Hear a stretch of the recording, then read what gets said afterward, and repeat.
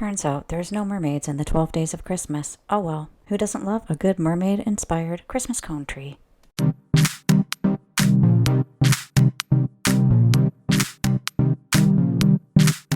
I picked up these wooden circles at Dollarama. They came in assorted sizes. Here's what the first row looks like. For the first row, I'm using the largest size circles that came in the pack, and I'm just attaching them using hot glue and butting them up against each other so that they're fit tight all the way around the bottom. Row 2 is going to be medium. The measurement that I'm using to space the second row is to overlap the seam on the first row circles.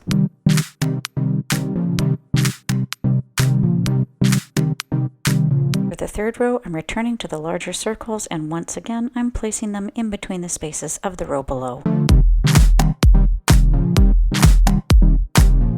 And then row 4 is exactly like row 2.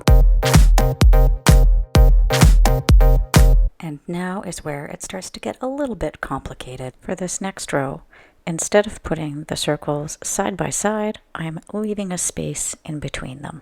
So every second one, there's going to be a space.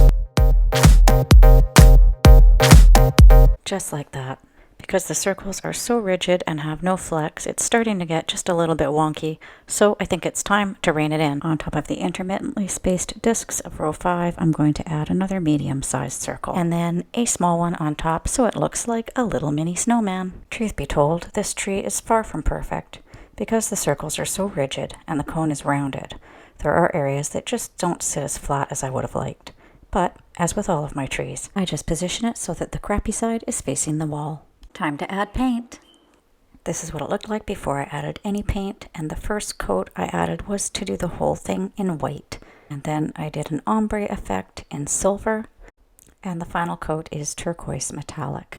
However, I did end up switching these colors up a little. So here you can see the layers of colors that I've used. The bottom section is white, with the next layer being a light blue, and then a coat of silver, and here I am applying the turquoise metallic. I probably should have stopped right about here, however, I felt like I needed just a little bit on the tops of the circles, and when I did that, I ended up covering up most of the silver. In order to ombre the paint, you just need to apply it very lightly in very light sweeps across the area where the existing paint color is. You want to just lightly hold the tab and not keep your finger pressed down on the nozzle. I'm just laying down a piece of double-sided tape from Dollar Tree. Let's add the circles. I'm going to use this metallic aquamarine because the color is close to the color of my spray paint. I'm just painting these with a brush.